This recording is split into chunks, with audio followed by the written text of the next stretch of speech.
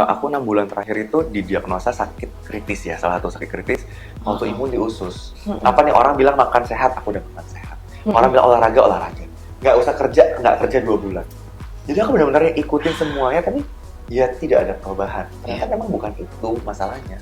September aku ke Singapura, aku putusin aku ke Singapura. Aku tahu pasti biayanya besar, tapi luckily ya aku ada insurance. Jadi total sebenarnya pengobatan aku dari bulan April sampai kemarin di Singapura, in total udah 1,5 miliar. Kesehatan tuh mahal ya. Iya. Memang orang bilang kesehatan tuh mahal, jaga hidup tuh mahal gitu ya. Iya. Tapi sakit tuh lebih mahal lagi.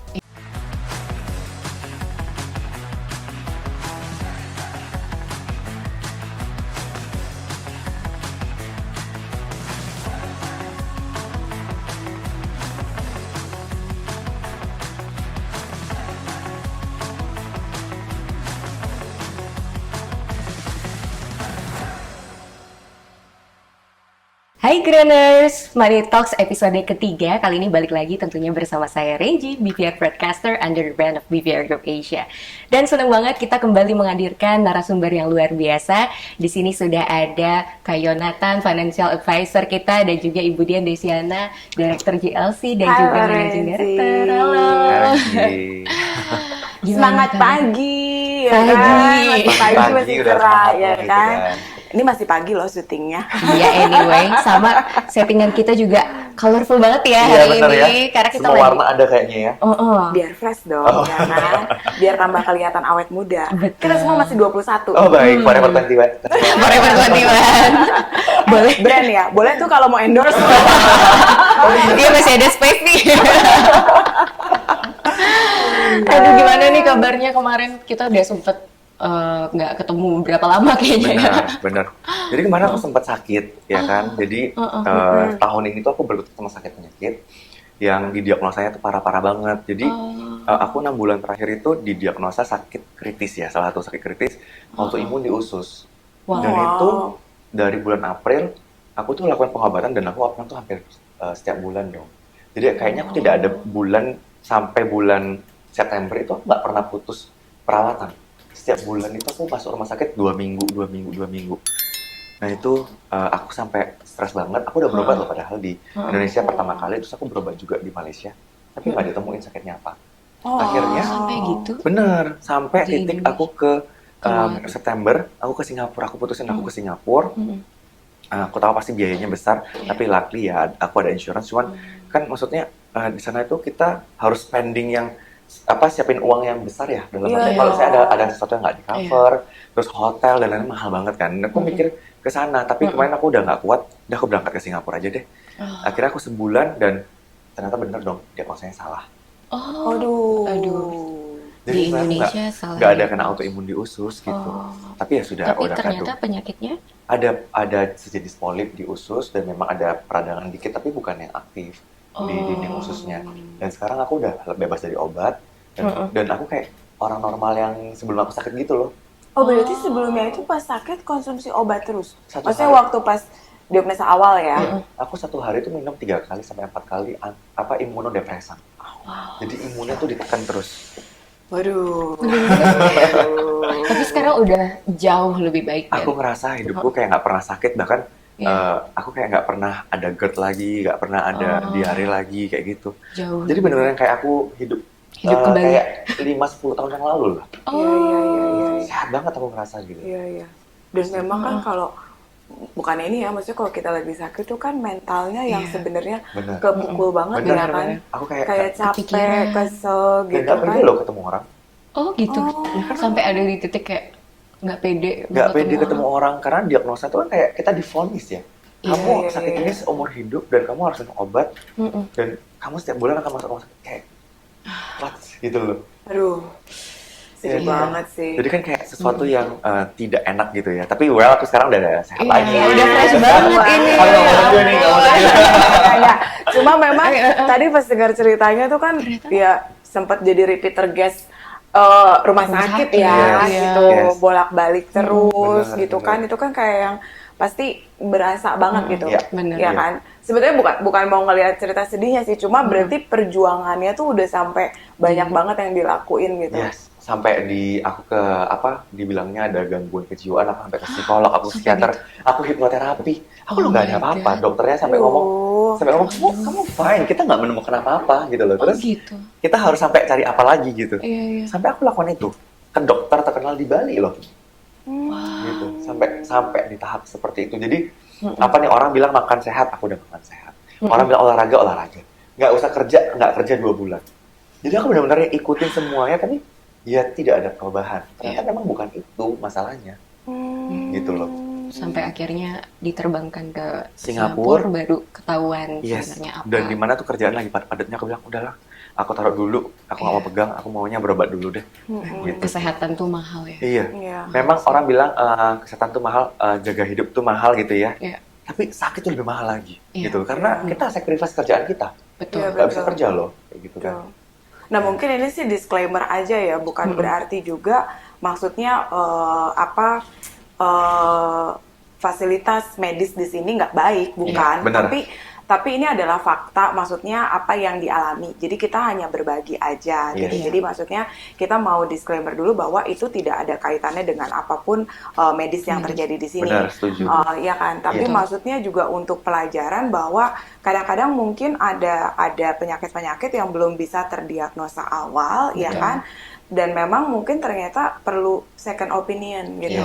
Dan somehow kita nggak pernah tahu kapan itu terjadi, gitu, ya kan? Yes. Dan aku pun sampai detik ini terakhir aku masih telepon sama dokterku yang di Indonesia. Aku bilang, dok, saya di Singapura, saya lagi ini hasil kolonoskopi biopsinya itu belum keluar sih, tapi kalau kolonoskopinya bukan itu sih yang dokter sini ngomong. Jadi ternyata apa itu? Ada polip, ada muncul daging gitu di usus. Dan sesuatu yang muncul tidak pada tempatnya itu kan akan mengganggu kesehatan pencernaan. Berarti itu yang diangkat ya? Itu yang diangkat, dan ketika diangkat. Jadi sama sekali nggak ada yang tadi dibilang autoimun.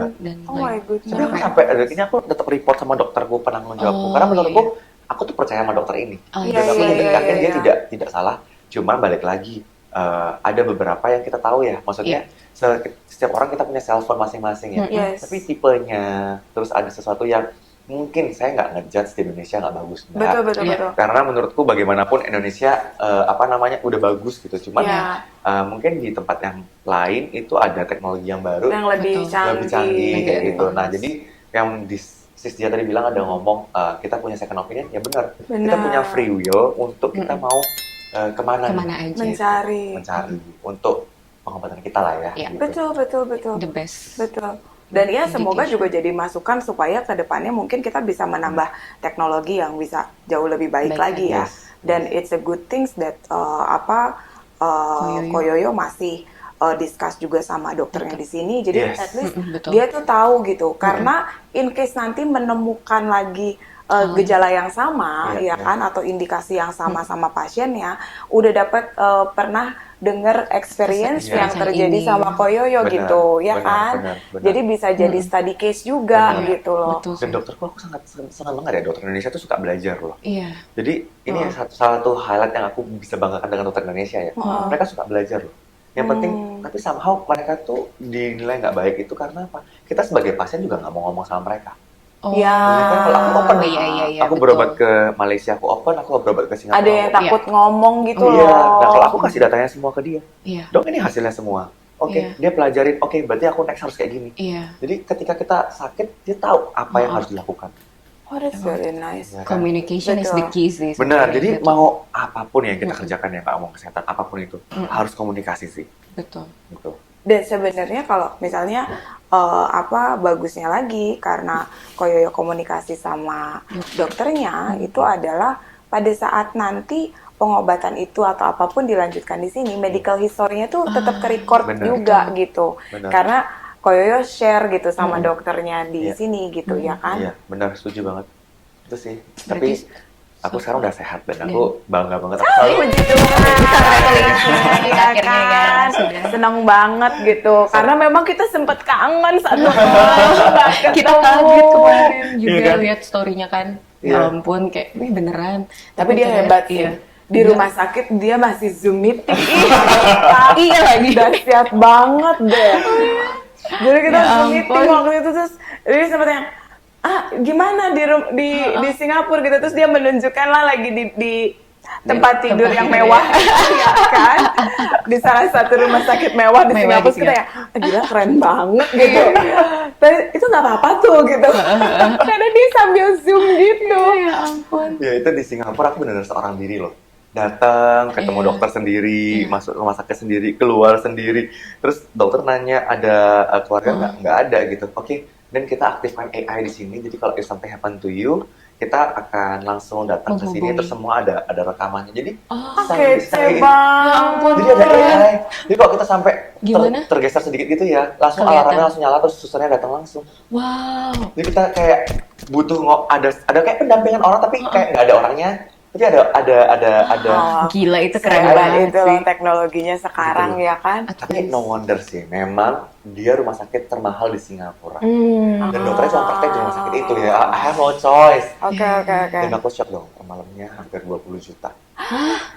Biaya kamarnya doang, room only itu 11 juta, perawatannya 5-7 juta. Terus yang additional AI itu ada tambahan? Udah masuk sih. Iya, kalau 20 juta semalam sih ya, sudah include gak sih? Kalau belum kayaknya itu shock lagi gitu loh. Itu yang paling murah loh yang aku ambil. Itu yang paling murah itu. Gak ada pilihan yang lain. Paling murah tapi kan kayak ya maksudnya sekamar masih sendiri dong, dan maksudnya lebih memang nggak ada yang kamar nggak ada yang berdua ya kan. Itu kamarnya paling murah, paling kecil. Terus presiden suite-nya chairman-nya satu malam 250 juta. Koko berapa malam di sana?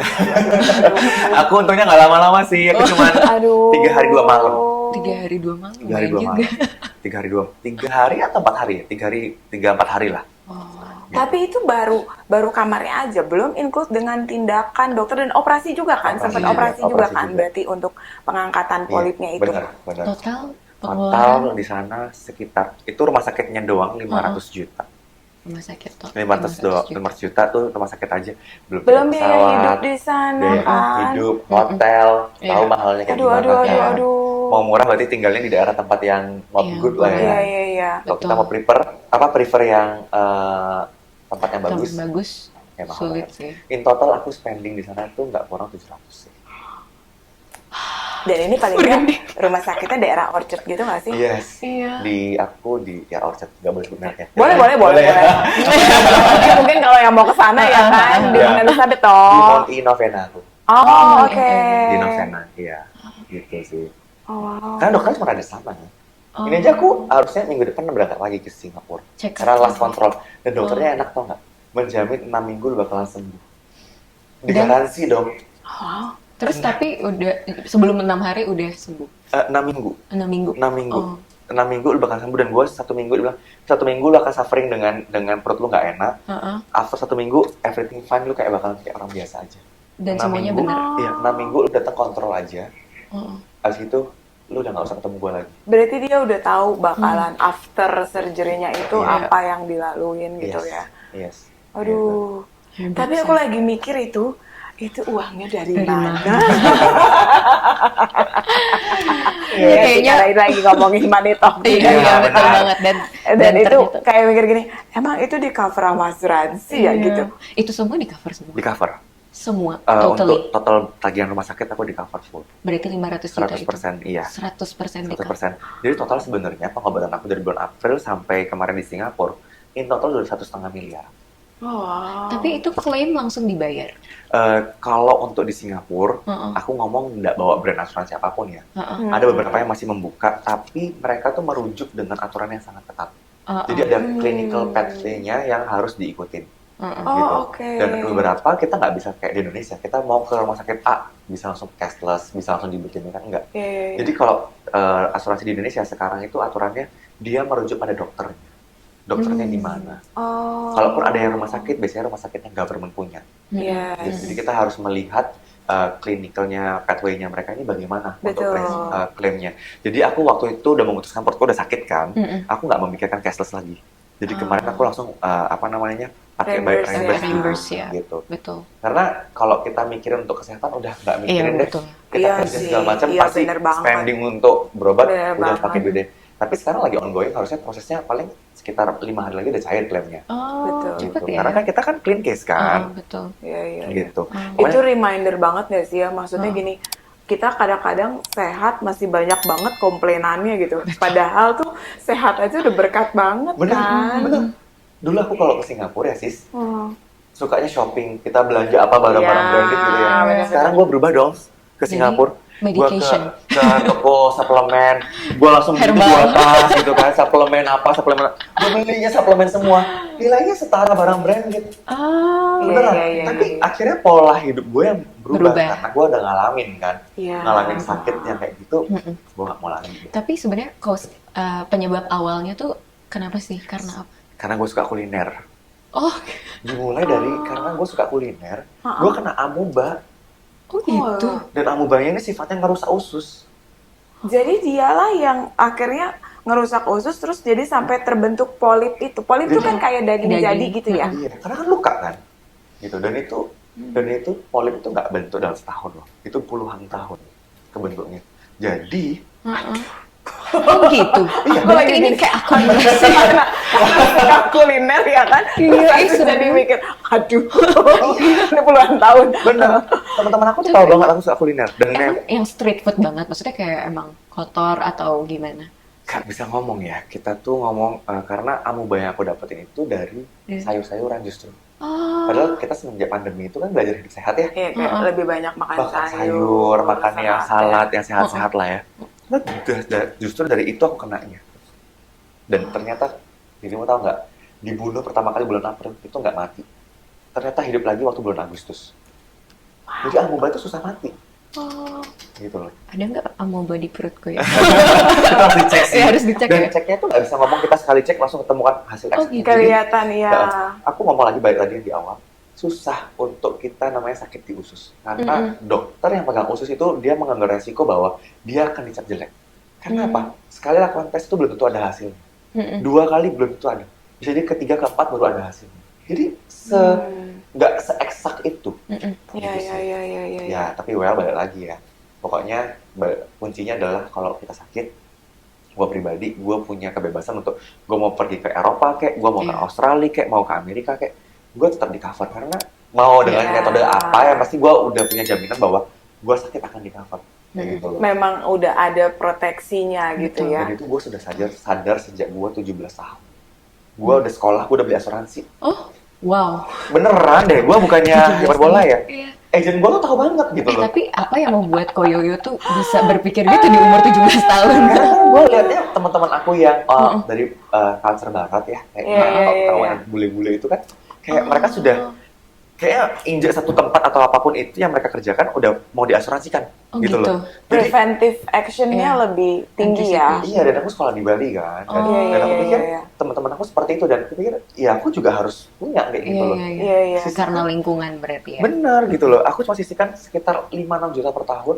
Waktu itu aku sisihkan uang jajanku untuk aku bayar asuransi. Dan aku sambil cari kerjaan sampingan ya. Dan aku spending utama aku adalah aku harus bayar asuransi. Waktu itu premi per tahun bayarnya atau per bulan? Per bulan. Per bulan berapa? Sekitar waktu itu 500.000 doang. 500.000. Pertama kali ya. Karena maksudnya ternyata nih ada data yang kita lihat orang-orang tuh sebanyak 57% masyarakat tuh tidak memilih untuk membeli asuransi karena mereka merasa tidak ada anggaran untuk membayar premi. Nah itu sih sebenarnya sekarang apalagi zaman sekarang ya, zaman dulu menurutku 500.000 itu mahal karena plafon rumah sakitnya masih yang 500.000 kayak gitu loh. Terus biayanya semua di covernya tuh dibatasin kalau kita ngomong inner limit gitu kan. Nah zaman sekarang bayangin nggak dengan premi yang sama itu bisa coveragenya sampai 20 miliar. Charge one bed one bathroom di coverage sampai Indonesia, seluruh Asia kecuali Hong Kong, Jepang, Singapura. Semua produk asuransi sekarang rata-rata sudah main di premi 500.000, 600.000, 700.000 per bulan. Berarti sebetulnya premi asuransi sekarang itu jauh lebih murah, maksudnya dibandingin dulu gitu ya. Kalau ngelihat ke ibaratnya head to head sama benefit yang didapatnya itu jauh value-nya lebih besar gitu kan. Benar. Karena kan semenjak pandemi kemarin, pola hidup masyarakat itu berubah. Langsung mereka lebih aware sama asuransi, lebih aware kalau sakit sedikit langsung berobat, kayak gitu kan. Jadi Aku rasa memang asuransi memang menjadi salah satu kebutuhan utama ya sekarang bisa Iya, bilang. iya, iya, iya. Dan asuransi kalau semakin banyak portofolionya, mereka bisa menghitung dari aktuarinya itu bisa ngitung, oh oke, kalau dengan premi sekian bisa cover sekian itu oke gitu loh. Itu sih. Nah, kalau kayak Koyoyo kan sebagai financial advisor juga ya gitu. Sebetulnya katakan nih misalnya calon yang mau membeli asuransi ya. Misalnya mereka itu kan pasti belum tahu nih, aduh saya tuh punya kemampuan berapa sih gitu. Nah, apakah itu nanti bisa dibantu di review juga secara finance-nya mereka gitu, yang sebenarnya bisa paling enggak mengcover ya kan apa yang mereka butuhkan gitu kan sebenarnya bisa ya? Bisa. Jadi gini, sebenarnya kalau kita ngomong ya, apa namanya, di dunia asuransi, aku di lapangan, kadang-kadang kita menjelaskan suatu produk, kita kan punya tools yang bagus gitu ya buat perencanaan keuangannya klien kita ya. Kadang-kadang klien itu agak terlalu excited, suka, oke, gue mau ambil semuanya, tapi wait, terakhir gue selalu ngomong, budget lu over nggak? Jadi jangan sampai over, tapi juga jangan terlalu minim. Jadi at least proteksi yang lu siapkan itu mengcover sejumlah apa yang memang lu butuhkan. Mari kita sama-sama berhitung. Contohnya, lu income-nya berapa? By the way, ini gue ngomong karena relate ke aku. Kemarin aku kan didiagnosa sakit kritis ini kan. Jadi UP ku langsung cair. Yang bersyukurnya aku udah beli berapa miliar waktu kemarin. Jadi waktu semuanya sakit langsung cair kayak gitu. Karena apa? Bayangin dong, aku 6 bulan nggak bisa kerja maksimal. 1 bulan aku di luar negeri, ya kan. Terus aku harus tiket pesawat, hotel, makan mau gimana. Nah itu sebenarnya sudah ada diasuransikan juga. Gitu loh. Sampai intinya penghasilan kita tuh diasuransikan juga. Itu yang aku lakukan. Tapi ya, ini kalau denger ceritanya kayak begitu, segitu, ini mohon maaf nih, akhirnya jadi spiritual karena ngomongin soal itu ya. Segitu hebatnya nggak sih Tuhan dalam arti kata? Tadi kan sempat ada kayak salah diagnosa. Betul. Terus, tapi karena sudah didiagnosa penyakit kritis, jadi keluarlah tuh si uang pertanggungan yang at the end bisa digunakan untuk pada saat harus berangkat ke Singapura. Bener. Itu, aduh bener-bener deh ya. Itu Memang kalau yang kerja ya. Iya. Kalau kita yang kerja kan nggak mungkin begitu. Iya. Ya itu memang bener-bener ya skenario Tuhan tuh kita nggak tahu ya nggak sih. Iya, dirimu baru ngomongnya aku juga pikir, oh iya ya. Tapi Koyoyo juga sih hebat. Maksudnya walaupun kayak gitu tetap semangat dan positif. Maksudnya kayak tadi Bu Dian juga cerita, even di rumah sakit tetap mau meeting, itu kayak berarti nggak ada mengeluhnya dan never give up nggak sih? Dan nggak greedy. Iya. Karena gini, mungkin ada orang yang akhirnya karena didiagnosa ada sakit kritis, uang pertanggungan itu terus dia pikir gini, ini kan bagaimana kita melihat dan daya juang ya. Maksudnya akhirnya orang jadi gini, udah nih, gue udah sakit kritis, mungkin hidup gue berapa lama lagi, udah gue puas-puasin dengan spending, ya kan? Kan itu kalau kita ngomongin anak sekarang kan POV yang berbeda, iya kan? Point of view yang berbeda mereka gitu loh. Mereka punya prinsip YOLO, you only live once. Betul loh, iya kan? Tapi karena merasa bahwa gue harus sembuh nih, gitu. Gue harus sembuh. Akhirnya dicarilah apa ya gitu. Itu kan pasti nge-research dulu dong rumah sakit apa di Singapura, siapa dokternya gitu nggak sih? Gue pakai konsultan. Gue pakai medical konsultan yang mendampingi aku selama 3 bulan. Jadi every 3 bulan kita harus bayar 150 juta.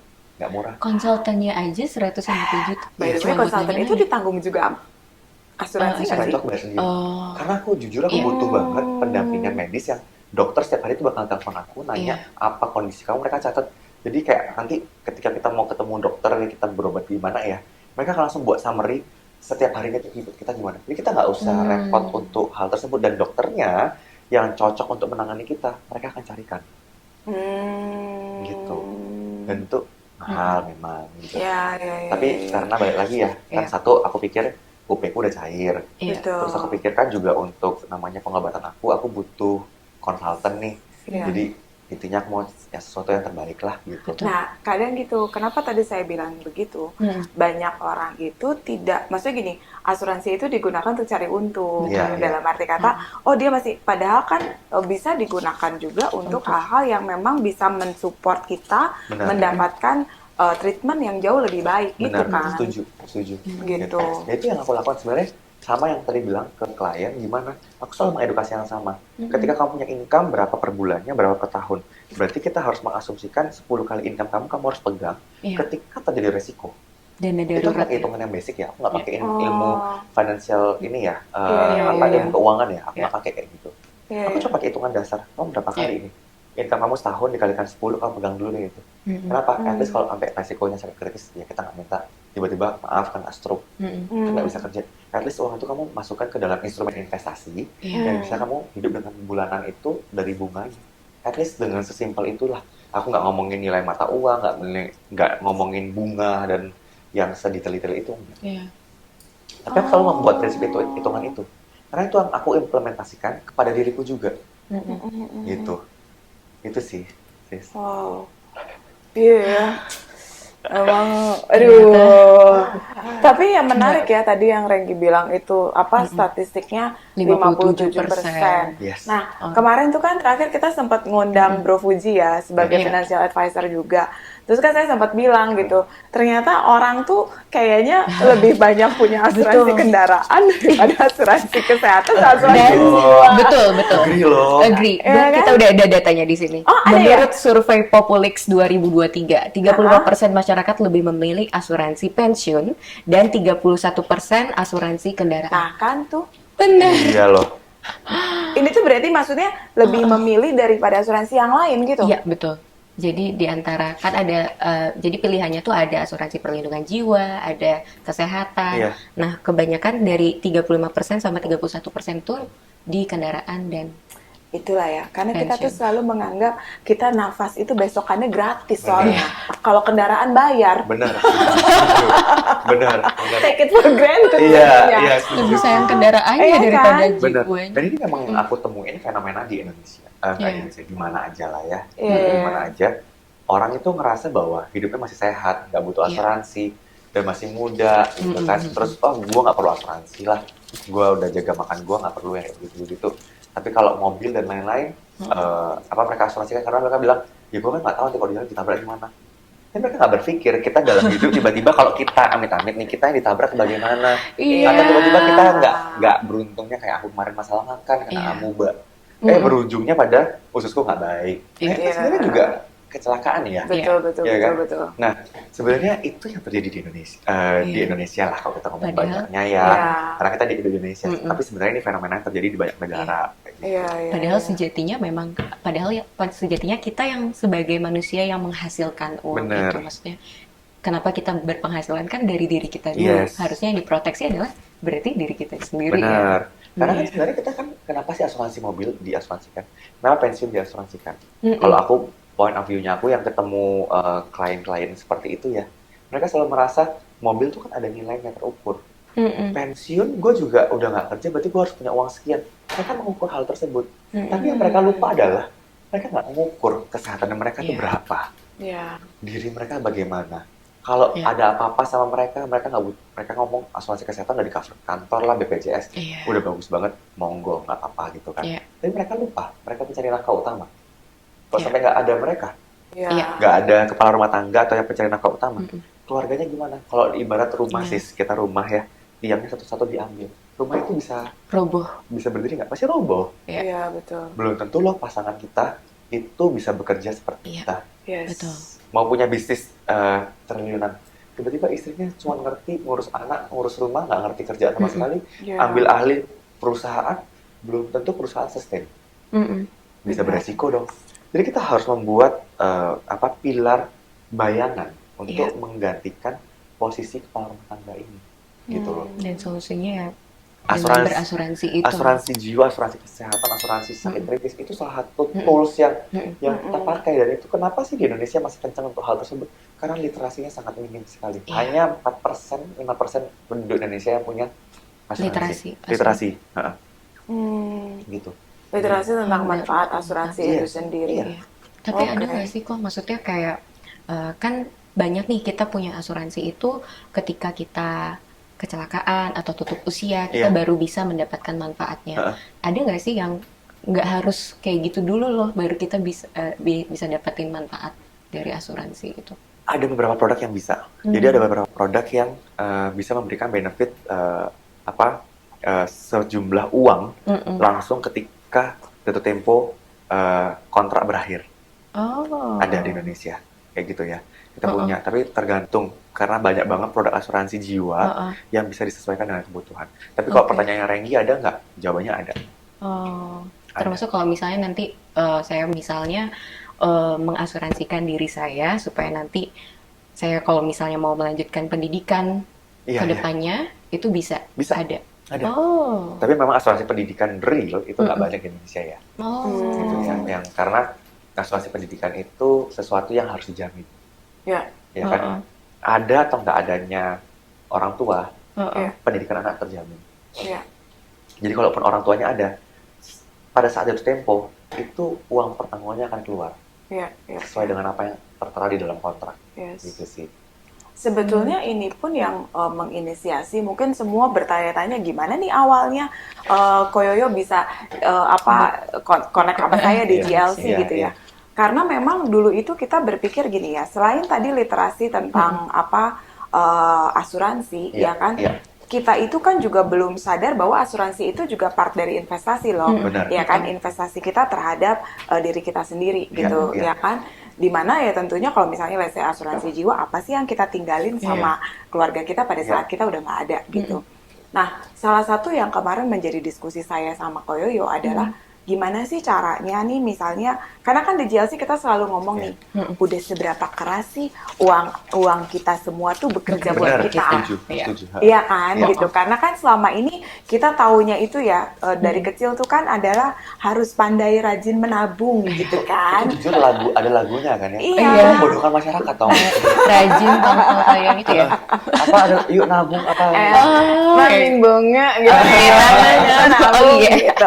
Mungkin nanti tapi itu lagu yang bagus sih. Bagus. Ya kan, tapi mungkin diganti gitu kan nanti lagi ya kan. Investasi yuk gitu. Iya kan? Bisa dibuat juga ya. Kita bikin aja jingle DLC ya. Iya, jadi tadi tuh kepikiran tuh adalah gini, gimana dari uang yang bekerja buat kita ini, ya kan, meaning kan berarti itu udah jadi passive income, gitu. Karena gini, banyak yang nganggap orang beli asuransi kesehatan itu adalah, ya kalau gua nggak pakai hilang dong, gitu. Padahal sebenarnya gue udah mati ngomong gini, ya sama aja lu beli asuransi kendaraan juga kalau lu nggak tabrakan hilang. Tapi mau lu tabrakin dulu kan gitu. Iya kan gitu. Nah, jadi disitulah terus saya berpikir gimana caranya dari interest yang passive income ini bisa untuk membayar insurance gitu. Jadi pada saat uang kita bekerja untuk kita, interestnya itu juga kita gunakan untuk yang lain yang memproteksi diri kita, sehingga si active income kita ini juga jadinya terproteksi, kitanya juga aman gitu. Jadi kayak tadi nih misalnya, amit-amit ya, kan sebetulnya orang punya hobi kuliner itu kan juga bagus ya kan, tapi ya who knows tiba-tiba si Amuba itu mau kenalan sama kita ya kan. Nah itu kan jadi paling enggak tuh dengan seperti itu kita tetap bisa terproteksi gitu loh. Ih, udah ditandain loh tadi tuh 15 menit lagi. Padahal lagi seru banget. Kalau gitu kita karena udah 15 menit saya mau tanya-tanya aja. Tapi ini dari netizen karena kemarin kita sudah sempat ngumpulin pertanyaan. Dari Instagram kita. Jadi dari Granders ya? Iya, dari Granders, betul. Dari Granders yang udah komen, thank you ya, yang udah kirim pertanyaan. Aduh, aku tuh padahal masih pengen nanya. Mana ya? Bisa diperpanjang nggak sih? Nanti ya, next episode. Tapi kayaknya mungkin sesi berikutnya boleh nggak sih? Ini udah langsung ngomongin sesi berikutnya. Buat hint juga mungkin yang dari tadi ngikutin pembicaraannya, jadi kayak yang banyak orang tuh ya bilang kayak susah buat klaim gitu. Gitu. Itu mungkin nanti kita bikin di sesi berikutnya deh. Ya kan? Lebih detail ya. Lebih detail. Dan ada tuh pertanyaannya tentang klaim. Mungkin kita bisa sambil sedikit menjawab ya. Coba kita lihat. Kita ke pertanyaan @wahyu_pramerta. Memungkinkan nggak sih saat kita mengajukan klaim asuransi bisa ditolak? Padahal rajin membayar premi. Penyebabnya apa ya kira-kira? Memungkinkan nggak klaim ditolak? Memungkinkan jawabannya, ya kan? Padahal rajin membayar premi itu dia. Jadi ini yang paling utama itu harus diketahui ya. Kita tahu nggak produk yang kita ambil? Jangan sampai nih kita belinya asuransi jiwa, tapi kita mau klaimnya bil rumah sakit. Ya, alamatnya salah dong. Oke. Tapi jangan salah loh. Di Indonesia itu banyak sekali yang mengalami hal tersebut. Saya masih ingat banget, saya pertama kali masuk ke dunia asuransi ya, Sis. Saya ketemu, relasi saya ketemu, dia bilang, ya udah nanti saya review polisnya. Oh tenang aja, semua asuransi gue punya. Jeder, 2 dus ditunjukin ke saya. Hah? Itu satu orang punya 2 dus? Satu orang, 2 dus. Oh my goodness. Terus isinya ketika aku review, semuanya tidak ada asuransi satupun jiwa. asuransi kesehatan ataupun sakit kritis. Semuanya asuransi jiwa. Terus kalau misalnya ada tagihan rumah sakit mau klaim kemana? Ya klaim ditolak dong, ya kan? Aku tadi lagi nanya, itu yang beliin istrinya kali ya? Tapi rata-rata banyak yang begitu sih. Tapi emang itulah pentingnya literasi ya. Maksudnya kita harus rajin membaca polis, apa aja yang kita beli itu kita harus tahu sebenarnya. Benar gitu. Nah tapi rata-rata seperti itu, maaf kata, mereka tuh belinya sama channelnya bank biasanya. Why? Karena di bank itu kan memang pasti akan ngomongin tentang investasi, tentang cuman jiwa. Iya, itu sering banget sih diteleponin kayak gitu ya. Mereka nggak akan menggali needs-nya kita tuh detail kita di advisor di agency. Gitu. Kalau kita di agency kita akan sangat details dengan concernnya mereka. Jadi kalau klaim bisa tolak bisa. Terus yang kedua, contohnya premi dibayar terus. Walaupun bayar terus ya. Nah klaim yang kedua bisa tolak mungkin. Kalau klaim ditolak terus tuh biasanya karena ini sih ada yang namanya pre-existing condition. Oke. Jadi contoh kayak aku gini, aku ini kan udah nggak bisa beli asuransi lagi. Karena sudah kena salah satu diagnosa sakit kritis kan. Berarti punya chance untuk resiko sakit kritisnya makin parah. Jadi udah nggak bisa. Jadi ketika banyak orang yang ngerasa, oke, gue beli padahal udah punya riwayat. Terus masa tunggunya cuma 12 bulan kan. After 12 bulan gue mau klaim. Ternyata dia sudah punya, tapi dia nggak declare. Klaimnya ditolak dong. Polisi langsung ditutup bisa jadi. Jadi memang nggak honest dari pertama ya. Yes. Jadi kita harus conditionnya. Karena asuransi apa dimanapun ya, bendera apapun, itu pasti satu prinsip. Ya. Ada satu prinsip yang namanya utmost good faith. Jadi kita harus punya etikat baik betul. daripada pengaju asuransi pada perusahaan. Betul. Karena once sampai ditemukan, itu klaim bisa langsung tolak dan diputus polisnya. Gitu. Nah, jadi apakah rajin membayar premi itu bisa menjadi acuan? Enggak juga. Gitu. Jadi yang pastikan kita tahu produk yang kita ambil apa, terus kita bayar on time, aturan mainnya bagaimana itu harus kita tahu. Gitu sih. Penyebabnya apa kira-kira? Ya ini kalau di Indonesia yang aku temuin, balik lagi, aku di industri ini udah 11 tahun, ya kan? Tapi nggak tutup kemungkinan banyak adalah orang-orang yang menggunakan profesi asuransi itu untuk misleading. Jadi mereka tuh gini, ngejarnya komisi, ngejarnya omset, tapi tidak mementingkan pada kebutuhan klien. Iya. Itu sih. Tidak jadi manfaat. Akhirnya maksudnya tidak mementingkan manfaat yang diberikan gitu. Benar. Penting cuan. Iya, itu banyak terjadi sih. Karena kan sistem rekrutmen dan lain-lain masih, jadi pada saat penjualan juga salah. Gitu. Jadi banyak banget yang ketemu sama saya pribadi tuh, yo tolong dong dibantu nih klaim saya gimana. Oke, saya harus tahu dulu datanya kamu. Terus kalau memang saya bisa bantu, saya pasti bantu. Tapi kalau saya nggak bisa bantu, saya pasti ngomong nggak bisa bantu. Karena kalau kamu salah, perusahaan asuransi nggak akan bisa dilawan. Betul. Karena punya datanya sih. Balik lagi ya, agent yang tepat yang harus kita cari juga. Benar, gitu sih. Oke, Wahyu, semoga terjawab pertanyaannya. Kita akan jawab 2 pertanyaan lagi. Boleh. Jadi ada Dika Yuni Pratiwi, tips memilih asuransi yang terpercaya. Tips memilih asuransi yang terpercaya ya. Tipsnya adalah, kalau aku bisa bilang, ini aku takutnya nanti dihujat sama seluruh agent asuransi. Enggak lah, kita kan tidak menyebutkan brand apapun kan. Generalisasi aja. Jadi tips memilih asuransi yang terpercaya, kalau dari segi perusahaan kita juga lihat historical perusahaannya, terus historical tuh dari brandnya, kita bisa cek dia masuk di top dunia nggak, top brand di dunia ini dia urutan berapa, gitu loh. Terus kedua, capitalisasinya kita harus lakukan, terus kemampuan asetnya bagaimana, terus kita harus melihat ketika semua nasabah melakukan penarikan dana atau terjadi klaim maksimal, perusahaan ini mampu bayar berapa ratus %. Kalau standarnya di Indonesia itu kita ada ngomongnya RBC, Risk Capital, itu sekitar 120%. Artinya standar yang paling minim berarti. Paling minim sama pemerintah diajukan tuh 120%. Terus kalau kita bisa bilang carinya yang di atasnya 300 lah. Kan 2 kali lipatnya dari standar ya. Itu menjadi indikasi. Terus yang ketiga kita lihat agentnya bagaimana, kualitas prestasinya bagaimana, terus mereka terlibat nggak dalam peranan pemerintah dalam literasi keuangan, terus mereka istilahnya kalau kita ngomong banyak lah ya media survei, mereka masuk di top 5 company di Indonesia nggak? Itu sih biasanya aku kalau advice sama klien, mungkin ada yang nggak cocok sama produknya di company aku biasanya menyarankan, tapi around di top 5 company. Jadi company pasti akan berusaha keras untuk berada di top 5 terus. Iya. Nah, brandnya mereka ada di top 5 company di Indonesia. Itu kalau misalnya memilih asuransi dan yang pasti tipsnya adalah jangan cuma pilih perusahaannya aja, dibeli asuransinya. Iya. Karena kalau pilih doang nggak dibeli asuransinya juga sia-sia ya kan. Betul. 5 menit lagi katanya. Tapi kayaknya kalau aku tambahan lagi tuh kayak waktu pas kemarin aku bilang waktu kita ngobrol sama Fuji juga ya, adalah kita lihat siapa yang udah pakai, terus hasilnya apa gitu. Testimoninya. Karena menurut saya itu penting ya, sebelum kita tahu, maksudnya kadang kan after sales-nya itu yang kita harus lihat, after service-nya gimana sih gitu. Dibantu nggak pada saat mau klaim, terus kayak kalau ada apa tuh kita easy to ask gak sih gitu, maksudnya kayak responsnya juga cepet gitu, ya kan, kayaknya itu juga penting sih ya. Dan salah satu kriteria klaim itu ada masuk di top 5 company, jadi mereka tuh pasti akan improvement. Contohnya ada ongoing claim nih, ya kan.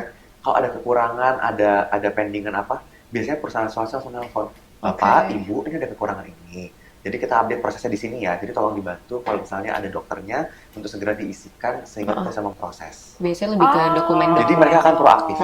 Berarti itu termasuk di KPI-nya si top 5 itu ya.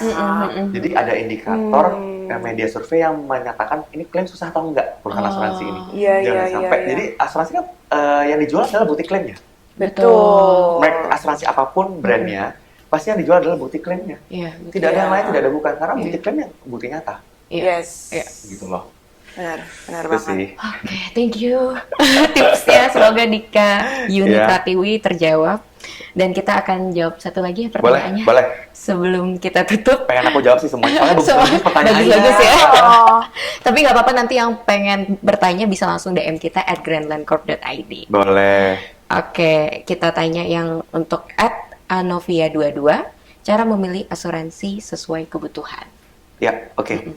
Cara memilih asuransi sesuai kebutuhan, kita lihat dari usia, pekerjaan, terus habis gitu fokusnya kita mau apa. Contohnya, usianya masih muda nih, ya kan, pekerjaannya baru, tapi asuransi di kantor sudah ada, merasa sudah cukup, boleh. Jadi atau sudah punya BPJS. Kita ngomongnya di Indonesia nggak apa-apa ya, saya langsung sebut merek. Ya boleh dong. Nah, jadi kalau merasa sudah cukup dengan itu, nggak apa-apa.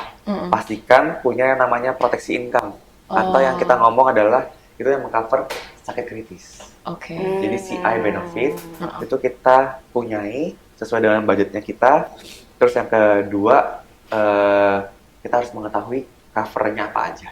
Jadi kalau sampai kita sakit, ya maaf kata, kalau kita udah nggak produktif di perusahaan, pasti akan dikeluarkan. Ya kan? Karena kan beban perusahaan kalau misalnya tetap ada kan. Betul. Jadi kita harus punya income pengganti kita kalau sampai sakit kritis gitu ya. Terus itu salah satunya contoh kalau misalnya kita ngomongnya tentang kepala rumah tangga, keluarga yang semua ditopang oleh orang tua, atau kita bisa ngomong di Indonesia itu banyak census generation ya. Masih nanggung orang tua, masih nanggung anak gitu kan, keluarganya mereka sendiri kayak gitu. Nah, itu banyak banget yang terjadi. Jadi kita harus banget yang namanya asuransi jiwa. Gitu. Betul. Jadi apa? Salah satu cara untuk memutus sandwich generation adalah dengan asuransi jiwa.